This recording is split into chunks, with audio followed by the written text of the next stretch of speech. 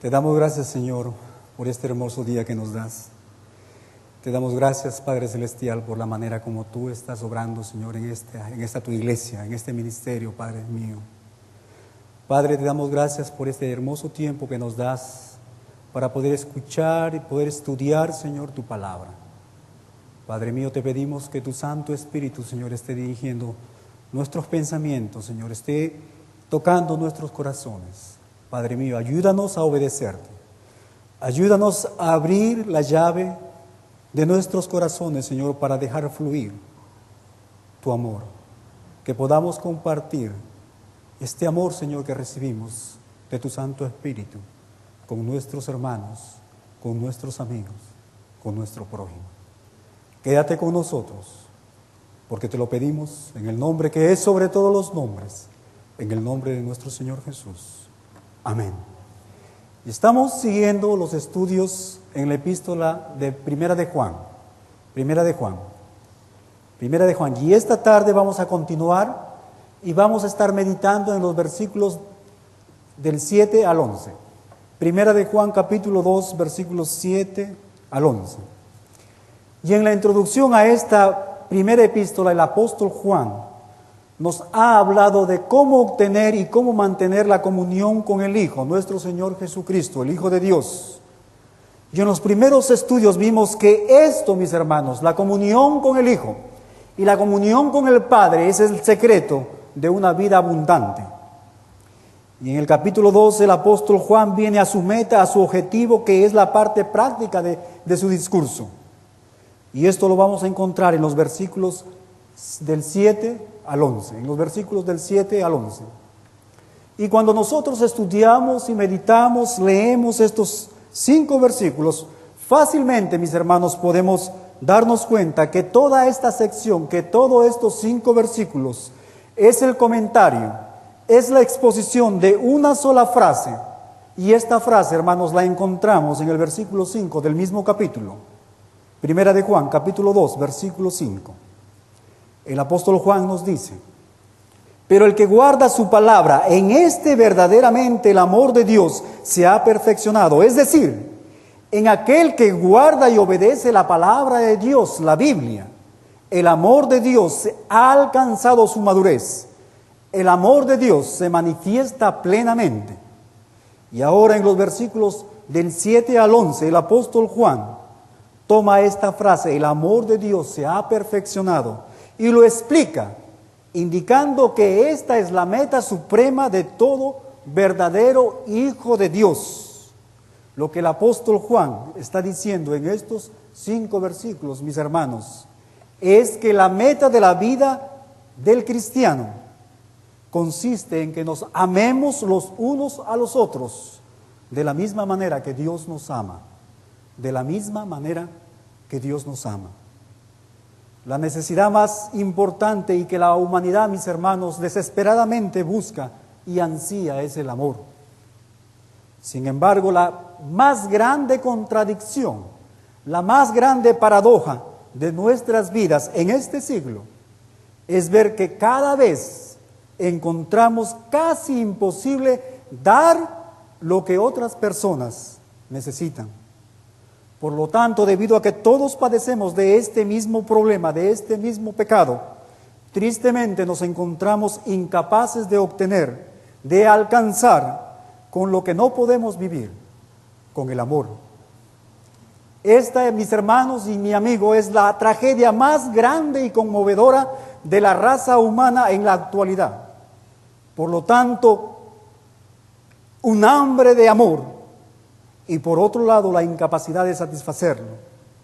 Este es el gran dilema de todos nosotros, los seres humanos.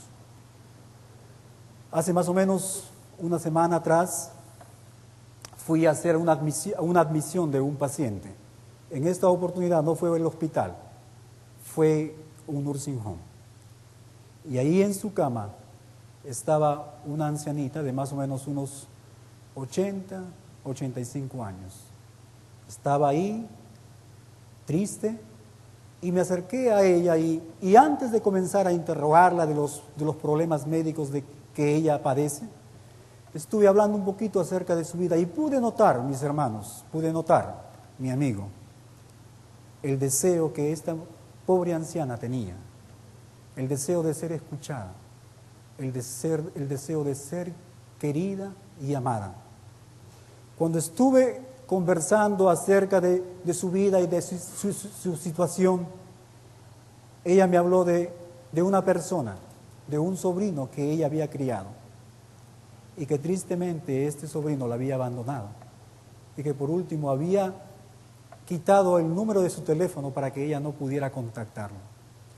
Yo creo, mis hermanos, yo creo que mis amigos, que casos como esto lo vemos a diario en nuestras vidas. Lo vemos quizás, como se dice, personalmente, quizás lo escuchamos de alguna persona, quizás lo vemos en los periódicos, quizás lo vemos en las televisiones, en la internet. Vemos esta hambre de amor, por un lado, y por otro lado, la incapacidad del hombre de poder proveer esta necesidad tan grande que es el amor. Pero mis hermanos, como ya hemos visto que en las buenas nuevas del Evangelio glorioso de nuestro Señor Jesucristo, encontramos que frente a este extraño problema, a este conflicto en el que vivimos, un milagro ha ocurrido. Mi amigo, un camino se ha abierto a través de la muerte y la resurrección de nuestro Señor Jesucristo, en el cual podemos nosotros satisfacer las necesidades más íntimas de nuestros corazones, el poder dar amor, el poder recibir el amor, el poder ser aceptado, el poder ser entendido y comprendido.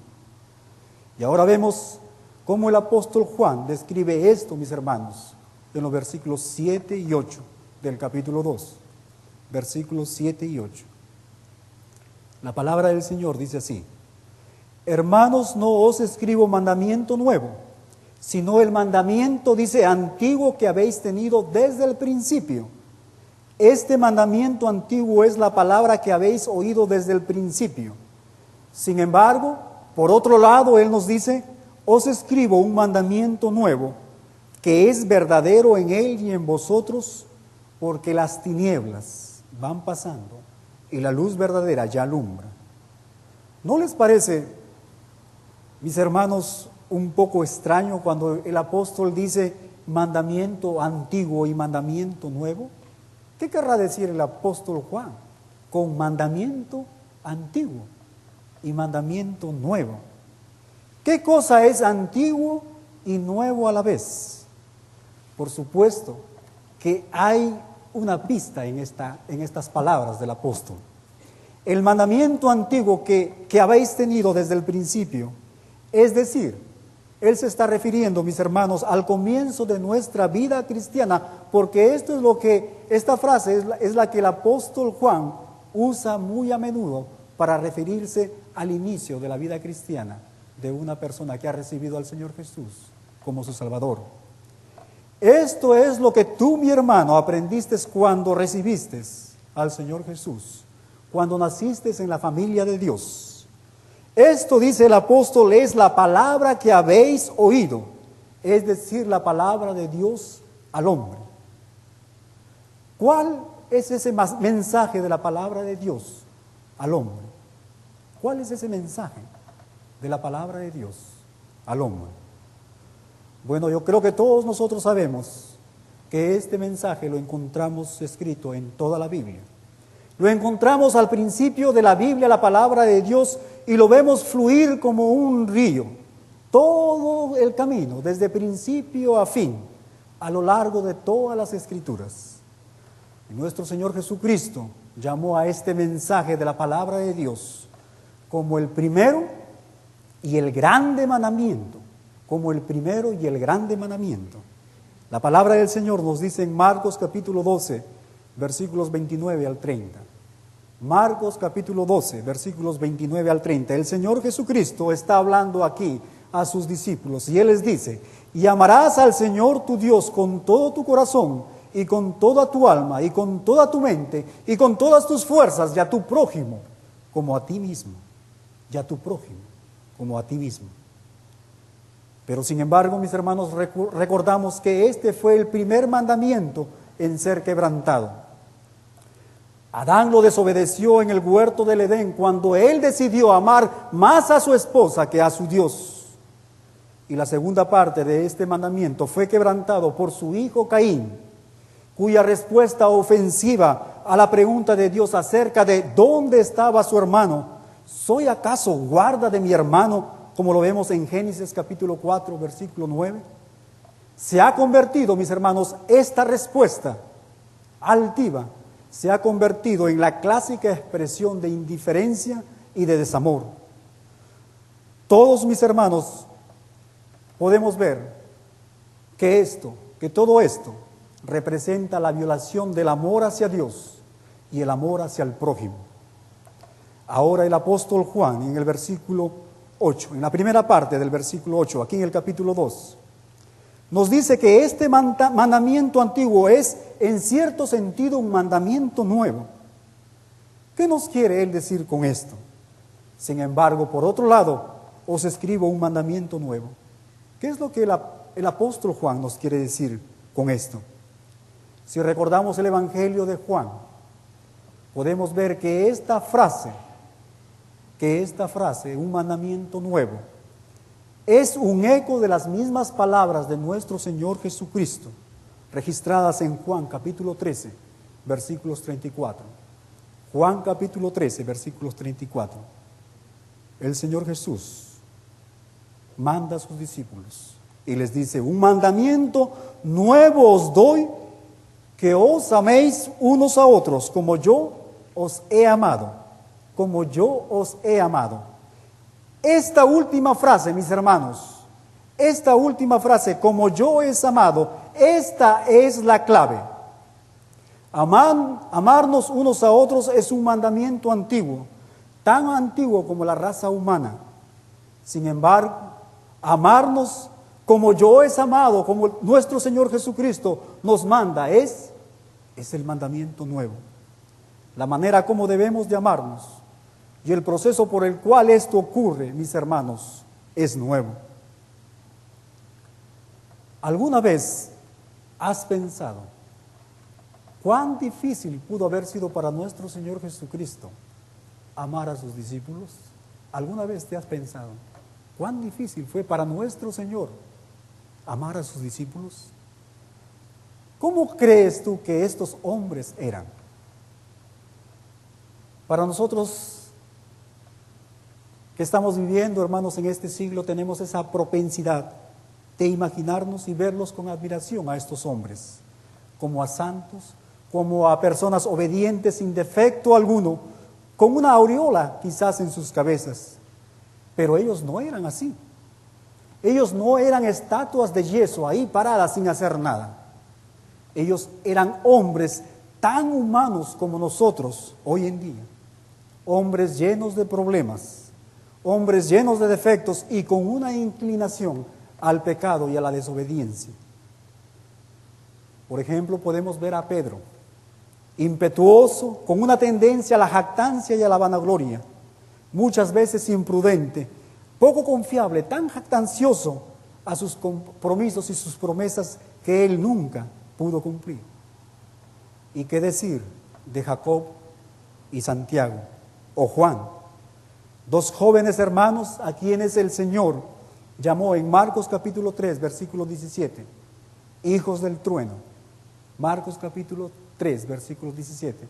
El Señor les llamó hijos del trueno. No sabemos exactamente por qué los llamaba así, pero evidentemente esto refleja el temperamento de ellos.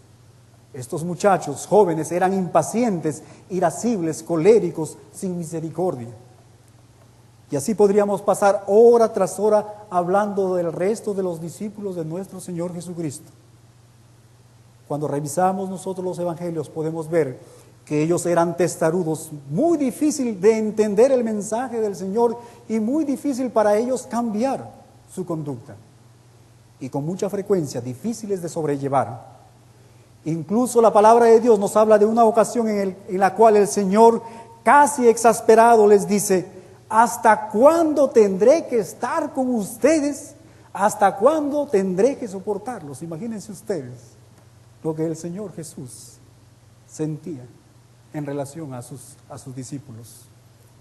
Recordemos también que hubo un Judas, el que le entregó, a quien el Señor desde el principio conocía las intenciones de su corazón. Él conocía desde el principio, mis hermanos, su egoísmo, su vanidad, su codicia, su traición. Así que si piensas, mi hermano, que estos hombres eran fáciles de amar, estás totalmente equivocado. No era así.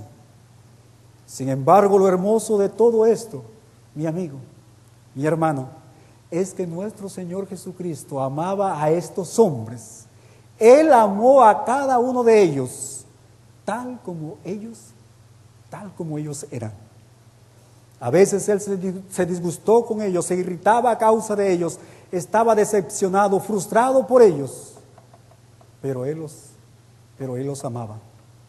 Y en Juan capítulo 13, versículo 34, Juan capítulo 13, versículo 34, nuestro Señor Jesucristo les dice, Juan capítulo 13, versículo 34, un mandamiento nuevo os doy, que os améis unos a otros, como yo os he amado. Y ahí en esta última frase está escondido, mi hermano, este proceso maravilloso que el apóstol Juan esta tarde nos está enseñando. Él nos dice que este mandamiento es nuevo, amarnos unos a otros con el mismo amor con el que nuestro Señor Jesucristo nos ama. Ahora, la pregunta viene, ¿cómo nuestro Señor amó a estos hombres? ¿Cómo es que Él lo pudo hacer? Y el apóstol Pablo en Romanos capítulo 5, versículo 5, Romanos capítulo 5, versículo 5, el apóstol Pablo nos va a dar la respuesta. La palabra del Señor dice así, el amor de Dios, dice, ha sido derramado en nuestros corazones por el Espíritu Santo que nos fue dado. Esta fue la manera que el Señor amó a sus discípulos. El amor de Dios fue derramado en su corazón por el Espíritu Santo que le dio de este amor a nuestro Señor. Le dio este amor sin medida.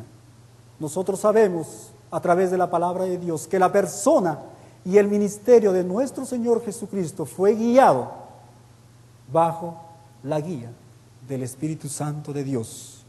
Mis hermanos, esta es la única forma que alguien puede amar a otro como Dios ama, dejando fluir el amor de Dios de nuestros corazones, que una vez recibimos del Espíritu Santo cuando aceptamos al Señor Jesucristo como Salvador. Por tanto, esta es la misma manera que nosotros tenemos que hacerlo.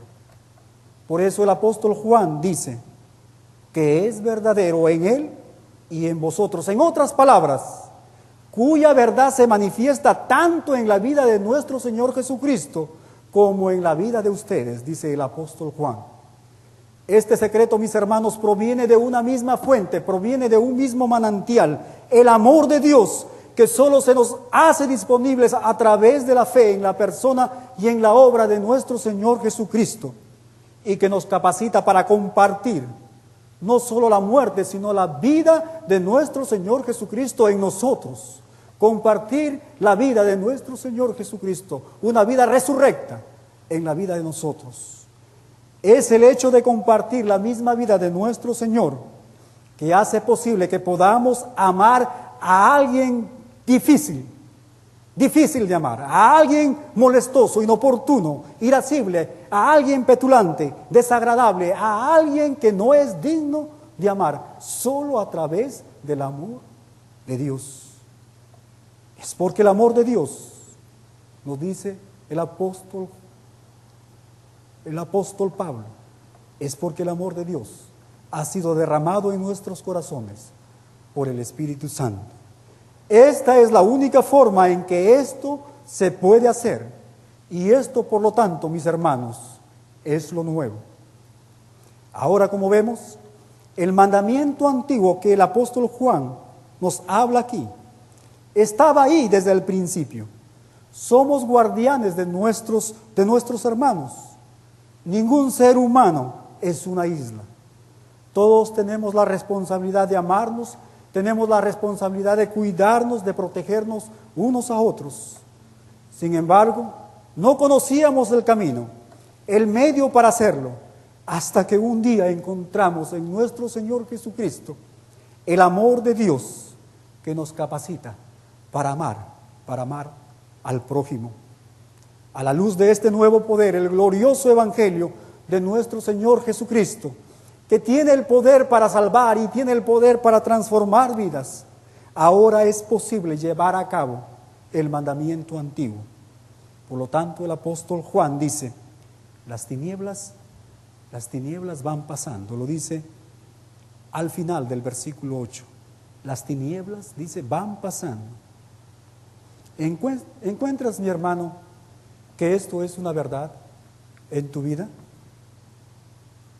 Noten ustedes que el apóstol Juan no dice que las tinieblas han pasado, sino que él dice que las tinieblas van pasando. ¿Por qué? Porque obviamente todavía hay momentos de debilidad, hay momentos en que nos enojamos e incluso, tristemente, hay odio hacia el hermano. Pero la oscuridad del odio y la indiferencia pasan rápidamente, mis hermanos, a medida que la luz de la naturaleza de nuestro Señor, la luz del carácter de Dios, nos posee y toma control de nuestras vidas. A medida que crecemos en la gracia y en comunión con Él, a través del estudio, la meditación de la palabra de Dios. Este es el secreto del amor, mis hermanos, y no hay otro. Ahora la pregunta que viene es, ¿cómo podemos medir nuestro progreso en esto? ¿Cuánto estamos amando a nuestro hermano? ¿Cómo podemos medir el progreso? ¿Cómo puedes saber cuánto has avanzado? ¿Cómo puedes saber con cuán intensidad resplandece la luz del carácter de Dios en tu vida? ¿Cómo puedes saber si has comenzado?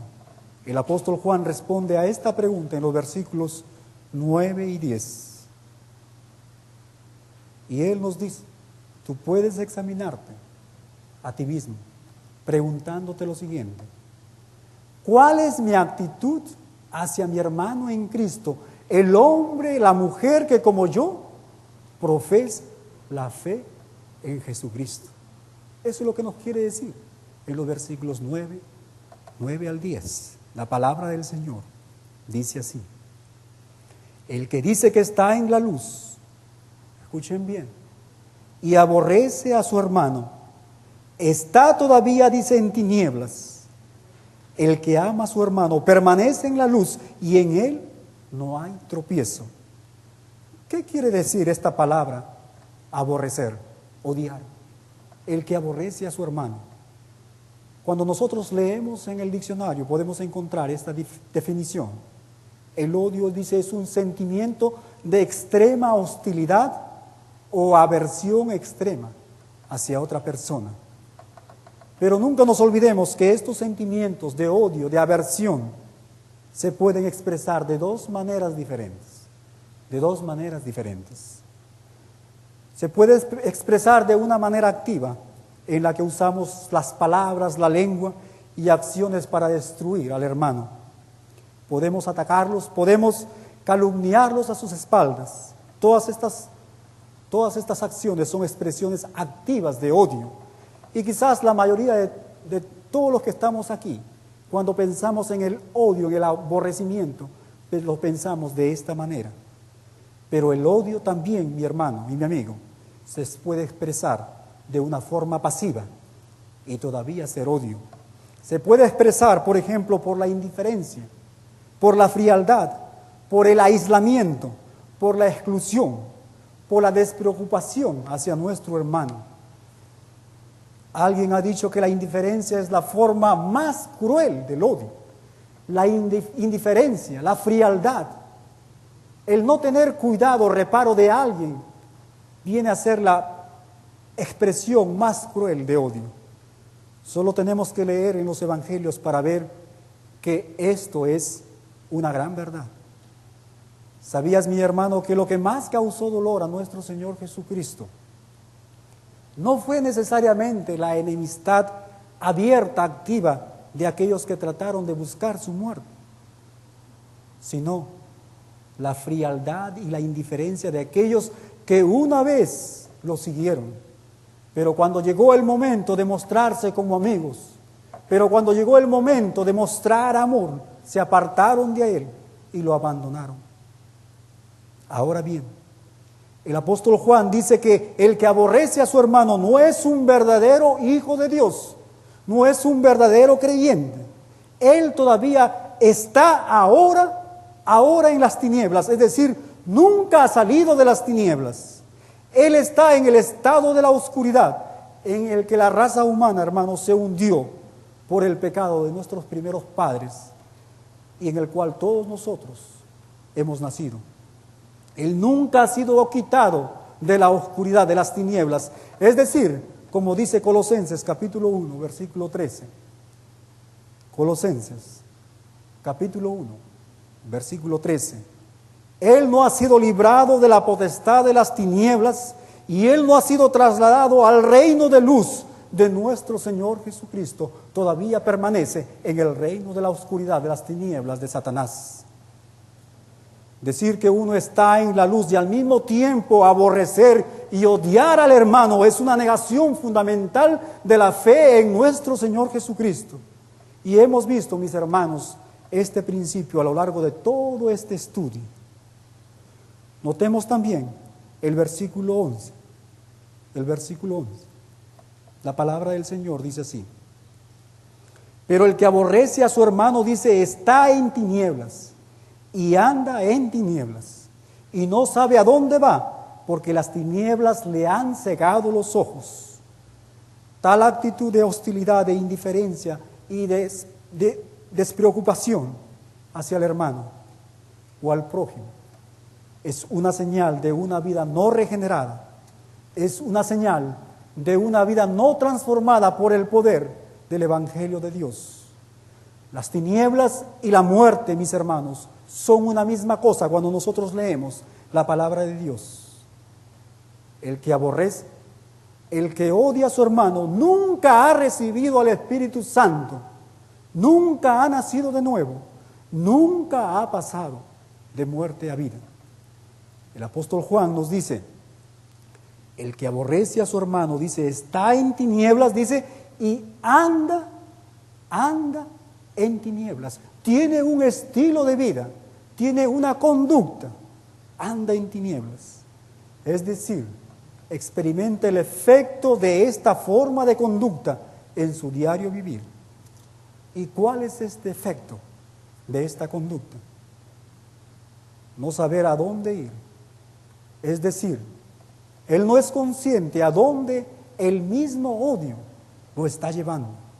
Él va tropezando de un lugar de aquí para allá en su intento de hacer el mal a su amigo, a su hermano o a su compañero.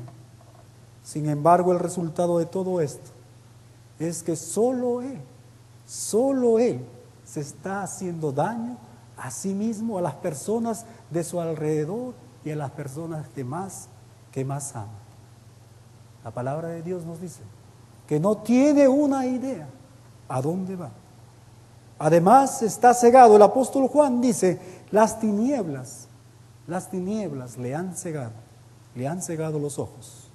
Y la palabra que se usa aquí para cegado es la misma palabra, mis hermanos, que significa hacer insensible, a alguien que no puede sentir.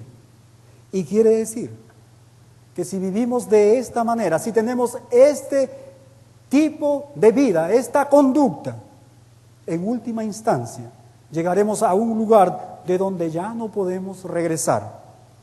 El odio se apodera de nosotros y endurece nuestros corazones. Y uno se va y se vuelve incapaz, mis hermanos, de responder a cualquier consejo, a cualquier reprensión y aún hasta la misma palabra de Dios. La misma palabra de Dios.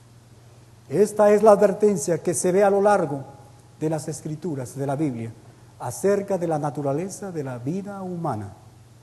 Cuando damos paso, mis hermanos, a estos sentimientos de odio, inevitablemente estos endurecen nuestros corazones. Estos sentimientos van a producir un callo en nuestras conciencias. Ahora el apóstol Juan nos dice que solo el que no es un verdadero hijo de Dios puede hacer esto. Solo aquella persona que no tiene al Señor Jesús en su corazón como Salvador. Un verdadero creyente puede sucumbir a este pecado, hermanos, temporalmente, a este tipo de cosas. Y desafortunadamente esto lo vemos aún en nuestras vidas. Por eso es que encontramos, hermanos, en la palabra de Dios, especialmente en el Nuevo Testamento, muchas exhortaciones para nosotros los cristianos. Por ejemplo, en Efesios capítulo 4, versículos 31. Efesios capítulo 4, versículos 31.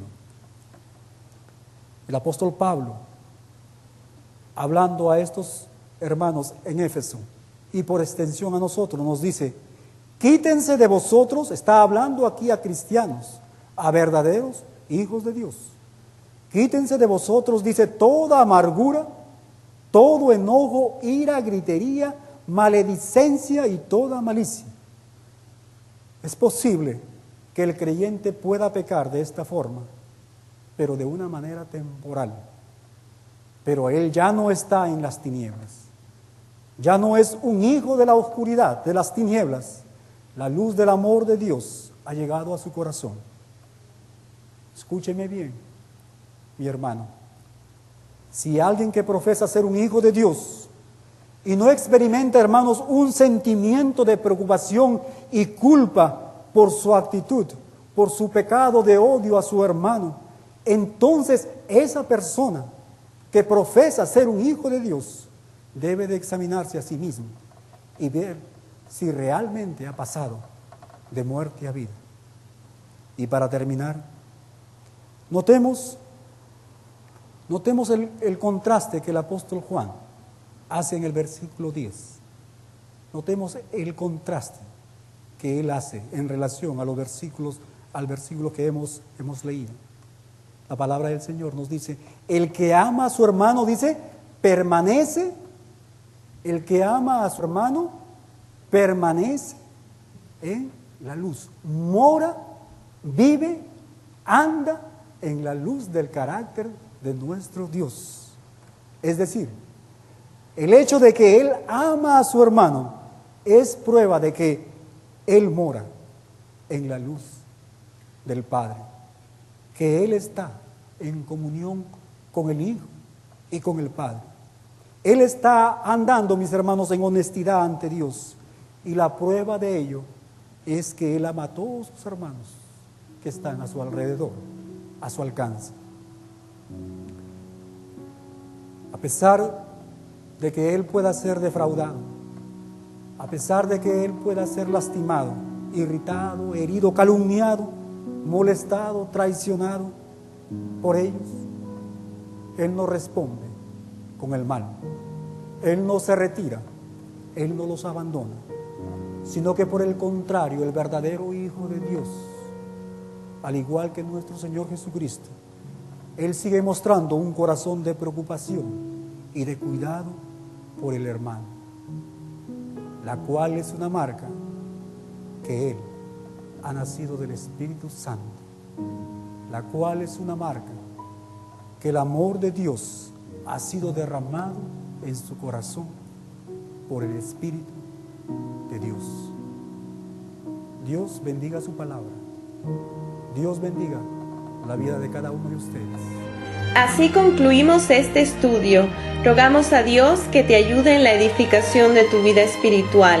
Y si estás buscando una iglesia donde puedas reunirte para adorar a Dios en tu idioma, crecer en el conocimiento de su palabra y descubrir su voluntad en tu vida, te invitamos a que nos visites.